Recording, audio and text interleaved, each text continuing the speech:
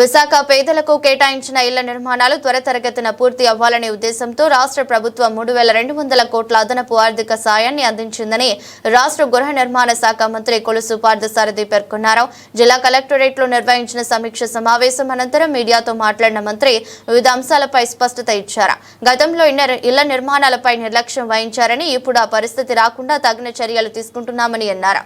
పనులను మధ్యలోనే వదిలేసి వెళ్లిపోయిన గుత్తేదారులకు నోటీసులు జారీ చేస్తామని, చట్టపరమైన చర్యలకు ఉపక్రమిస్తామని చెప్పారు. టిడ్కో ఇళ్లకు సంబంధించిన సమస్యపై సంబంధిత అధికారులతో మాట్లాడి చర్యలు తీసుకుంటామని మంత్రి చెప్పారు.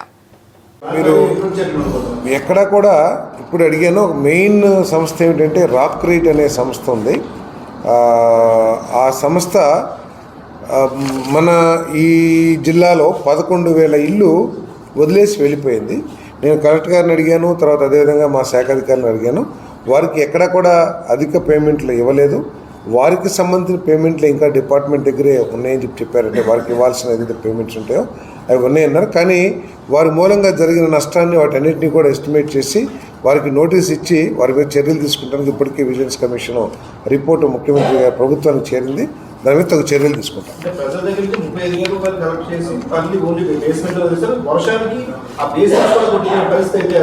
అంటే 35,000 ఎన్ఆర్జీఎస్ కింద కలెక్టర్ గారి ద్వారా చేశాం. కానీ మొట్టమొదట్లో వారికి ఇవ్వాల 35,000.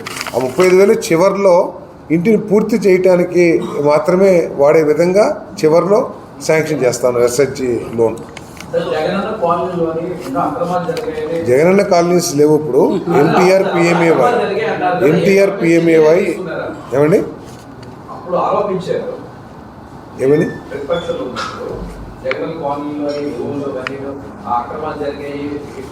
వాటన్నిటి మీద కూడా విజిలెన్స్ ఎంక్వైరీ జరుగుతూ ఉంది.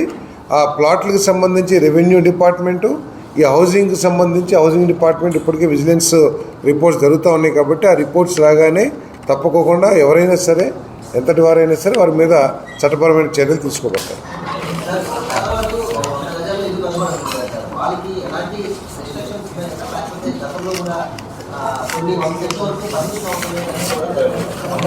పర్మిషన్కి సంబంధం లేదు. గవర్నమెంటే కడుతుంది కాబట్టి దానికి పర్మిషన్కి సంబంధం లేదు. హైదరాబాద్ రాష్ట్ర విభజన జరిగిన తర్వాత ఉన్న ఏకైక మెట్రో సార్ ఇది. మెట్రోలో హైదరాబాద్లో ఉన్నటువంటి జర్నలిస్టులకి ఏసీ బస్ సౌకర్యం కల్పించడం కోసం అప్పట్లో జరిగింది. హైదరాబాద్లో ఉన్న జర్నలిస్ట్ అందరికీ కూడా ఏసీ బస్ సౌకర్యం ఉంటుంది. ఎందుకు అక్కడ ఉంది సార్. అలాగే మన విజయవాడ ఎక్కడి నుంచి విశాఖపట్నం వెళ్తానికా? విశాఖపట్నం నుంచి వెళ్తానికా? ఓహో, ఓకే. మీ అక్రిడిటేషన్ కార్డ్ ద్వారా ఒక ఏసీ బస్సులు కూడా వాడుకోవచ్చునే. తప్పకుండా మీరు చెప్పారు కాబట్టి తప్పకుండా నేను పరిశీలిస్తాం.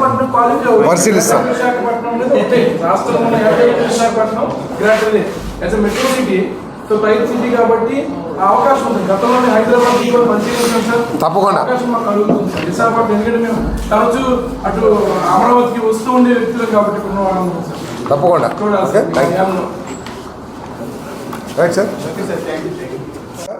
మేము జీవీఎంసీని రిక్వెస్ట్ చేసాం కలెక్టర్ గారి ద్వారా.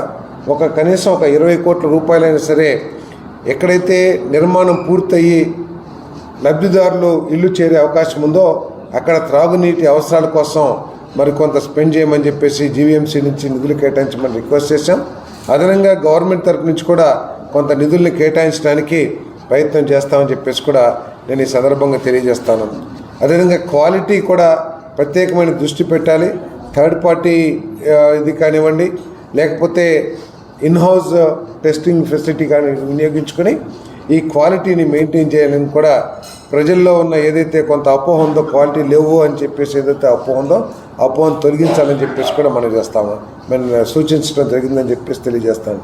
అదేవిధంగా ఏదైతే కాంట్రాక్టర్ సమస్యలు కానివ్వండి, లేదు అక్కడ స్థానిక సమస్యలు కానివ్వండి, ఏ సమస్యలు ఉన్నా కూడా స్థానిక ప్రజాప్రతినిధులు కూడా మరి కాన్ఫిడెన్స్లో వారితో సంప్రదించి వారి సూచనలు కూడా తెలుసుకుని వారి సహాయం కూడా తీసుకుని ఈ ప్రోగ్రామ్ను ముందుకు తీసుకెళ్ళమని చెప్పేసి కూడా మరి ఆదేశించడం కూడా జరిగిందని చెప్పేసి మనం చేస్తా ఉన్నాను. మరి అదేవిధంగా కాంట్రాక్టర్స్కి ఏదైనా సమస్యలు ఉన్నాయేమో అడిగితే సామాన్యంగా ఎక్కడ కూడా లేవు. తప్పకుండా వీటన్నిటినీ కూడా బ్యాలెన్స్ హౌజెస్ ఏదైతే ఉన్నాయో ఒక 70-80 వేలు ఇల్లులు ఏదైతే ఉన్నాయో నాకు తెలిసి దాదాపు 75,000 ఇల్లు దాకా ఉన్నాయి పెండింగ్లో. సో అవన్నీ కూడా ఏదైతే ఆల్రెడీ స్టార్ట్ చేశారో వివిధ దశలు ఉన్నాయో అవన్నీ కూడా డిసెంబర్ కల్లా ఎట్టి పరిస్థితుల్లో కంప్లీట్ చేయమని చెప్పేసి ఆదేశించడం జరిగింది. ఏదైతే డివిజనల్ ఇంజనీర్స్ సమావేశంలో హామీ ఇచ్చారో ఫలానా సమయానికి నెలకిన్ని ఇల్లు కడతామని చెప్పేసి ఏదైతే ఇచ్చారో దానికి ఒకవేళ వాళ్ళు కనుక కట్టుబడి ఉండకపోతే లేకపోతే వాళ్ళు నిర్లక్ష్యంతో లేట్ చేస్తే వారి మీద చర్యలు తీసుకునే పరిస్థితులు కూడా ఉంటాయని చెప్పేసి కూడా వారికి చెప్పడం జరిగిందని చెప్పేసి మనం చేస్తూ, అదేవిధంగా PMAY 2O ఏదైతే సెకండ్ ఫేజ్ స్టార్ట్ అయ్యిందో దానికోసం లబ్ధిదారులందరినీ కూడా సర్వే చేసి అర్హత కలిగిన లబ్ధిదారులందరినీ కూడా మరి నిర్ణయించమని లిస్టు తయారు చేయమని చెప్పేసి కూడా చెప్పడం జరిగింది. మరి కొన్ని లేఅవుట్లో స్థానిక శాసనసభ్యులు కానివ్వండి, స్థానిక ప్రజాప్రతినిధులు కానివ్వండి, కొంతమంది అనర్హులకు కూడా ఇళ్ల స్థలాలు కేటాయించారు, ఇల్లు కేటాయించారు అని చెప్పిన మీదట కలెక్టర్ గారికి చెప్పి ఎంక్వైరీ కూడా చేయమని చెప్పేసి వారికి సూచించడం జరిగింది. ఒకవేళ దాంట్లో అనర్హులకి కనుక ఇల్లు శాంక్షన్ చేసి ఉన్నట్లయితే వాటిని క్యాన్సిల్ చేసి కొత్తగా కూడా అలాట్ చేసే పరిస్థితి ఉంటుందని చెప్పేసి కూడా మరి ఈరోజు అభిప్రాయపడ్డామని చెప్పేసి మనం చేస్తాను.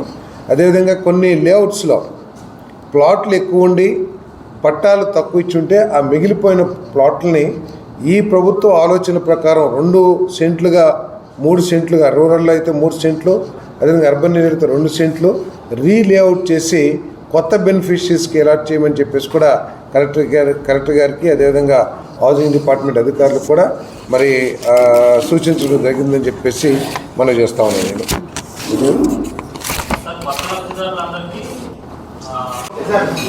అందరికీ నమస్కారం. ఈరోజు విశాఖపట్నంలో విశాఖ జిల్లాలో హౌసింగ్ ప్రోగ్రాంకు సంబంధించి సమీక్షించడం జరిగింది. కలెక్టర్ గారు, డిఆర్ఓ గారు, అదేవిధంగా GMC అధికారులు, rural drinking water RWS department వారు అందరూ కూడా హాజరవడం జరిగింది. మెయిన్గా ఈ జిల్లాలో 1,29,000 ఇల్లు శాంక్షన్ చేయటం జరిగింది. విశాఖ జిల్లాలో ఇప్పటి వరకు 43,000 ఇల్లు మాత్రమే పూర్తయినాయి. మిగతావన్నీ కూడా వివిధ స్టేజెస్లో ఉన్నాయి. వాటిని ఎట్టి పరిస్థితుల్లో కూడా మార్చి 2026కి కంప్లీట్ చేయాలి, ఆ లక్ష్యంతో పనిచేయాలని చెప్పేసి ఈరోజు సమీక్ష జరిగిందని చెప్పేసి నేను మనవి చేస్తా ఉన్నాను. ఎందుకంటే వాస్తవానికి ఈ స్కీమ్ PMAY 1O ఏదైతే స్కీమ్ ఉందో ఆ స్కీమ్ 2024 డిసెంబర్కి పూర్తి అయిపోయినా కూడా గత ప్రభుత్వం చేసిన నిర్వాహకం మూలంగా కానివ్వండి, గత ప్రభుత్వం చేసిన బాధ్యతారహితమైన నిర్వహణ, హౌసింగ్ డిపార్ట్మెంట్ నిర్వహణ కానివ్వండి, లేకపోతే హౌసింగ్ డిపార్ట్మెంట్కి ఈ హౌసింగ్ ప్రోగ్రాం కోసం కేంద్ర ప్రభుత్వం నుంచి వచ్చిన నిధుల్ని డైవర్ట్ చేసి తమ ఇష్టం వచ్చిన రీతిలో ఖర్చు పెట్టడం కానివ్వండి, ఏదైతే రాష్ట్ర వాటా ఉందో ఆ రాష్ట్ర వాటా సరైన సమయంలో చెల్లించకపోవటం మూలంగా కానివ్వండి, రకరకాల కారణాలతో, అదేవిధంగా లేఅవుట్లు కొన్ని ప్రాంతాల్లో సౌకర్యవంతంగా లివబుల్గా లేని పరిస్థితుల్లో కొంచెం ఈ ప్రోగ్రాం దెబ్బతిన్నమాట వాస్తవం. కానీ ప్రీతం ముఖ్యమంత్రి చంద్రబాబు నాయుడు గారు ఈ 4 సంవత్సరాల కాలంలో అర్హత ఉన్న ప్రతి పేదవాడికి కూడా ఇల్లు నిర్మించి ఇవ్వాలి అనే లక్ష్యంతో పనిచేయమని చెప్పేసి మాకు స్పష్టమైన ఆదేశాలు ఇచ్చారు. గత ప్రభుత్వం అన్యాయంగా పేదవాళ్ళకి అన్యాయం చేసే విధంగా, మోసం చేసే విధంగా 2,50,000 రూపాయలు ఒక్కొక్క ఇంటికి రాష్ట్ర ప్రభుత్వం నిధుల నుంచి 2014-19లో ఖర్చు పెడితే 19-24 మధ్యలో జగన్మోహన్ రెడ్డి గారు కేవలం 30,000 రూపాయలు, అది కూడా NRGS రూపంలో 30,000 రూపాయలు ఈ ఒక్కొక్క ఇంటికి శాంక్షన్ చేసి చేతులు దులుపుకున్న విషయం మీ దృష్టికి తీసుకొస్తా ఉన్నాను. అదే గనక చంద్రబాబు నాయుడు గారు ఏదైతే గతంలో ఇచ్చారో 2.5 లక్షలు ఎన్టీఆర్ హౌసింగ్ కింద రాష్ట్ర ప్రభుత్వ నిధులతో కేంద్ర ప్రభుత్వం ఇచ్చే 1.5 కలుపుకున్నట్లయితే ఈ గృహ నిర్మాణం ఇంకా బ్రహ్మాండంగా జరిగేదని చెప్పేసి మేము భావిస్తా ఉన్నాం. అయినా కూడా ఎందుకు ఆలస్యం అవుతుంది, ఎందుకు ఈ స్కీమ్ ముందుకు వెళ్ళట్లేదు అని రివ్యూ చేసినప్పుడు మరి అందరం కూడా చెప్పింది ఏంటంటే, ఎవరైతే ఆర్థికంగా కొంత మేరకు బలంగా ఉన్నారో వారందరూ ఇల్లు నిర్మాణం పూర్తి చేసుకున్నారో ఒక 5-6 లక్షల మంది. ఇంకా మిగిలిన వారిలో ఎక్కువ మంది ఎస్సీ, ఎస్టీ, బీసీ వీళ్ళు ఉన్నారు, మైనార్టీలు వీళ్ళు ఉన్నారు, పేదవాళ్ళు ఉన్నారు.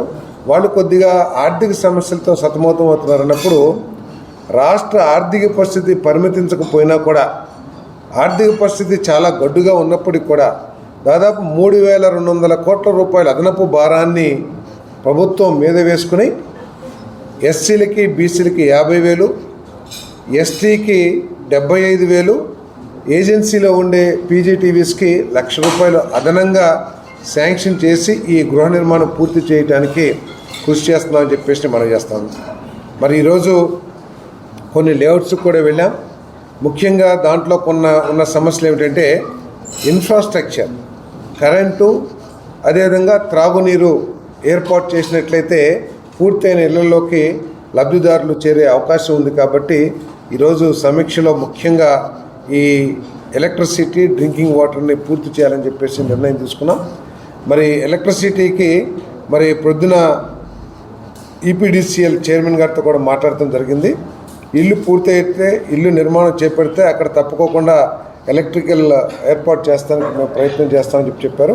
అది తప్పకుండా ముఖ్యమంత్రి గారి దృష్టికి తీసుకెళ్ళి కూడా ఈ లేఅవుట్స్ అన్నింటిలో ఎక్కడైతే ఇళ్ళ నిర్మాణం పూర్తి కాబోతుందో అక్కడన్నీ ఎలక్ట్రిఫికేషన్ చేస్తాము, ఇళ్ళకి ఎలక్ట్రికల్ కనెక్షన్స్ ఇస్తామని చెప్పేసి ఈ సందర్భంగా తెలియజేస్తాను.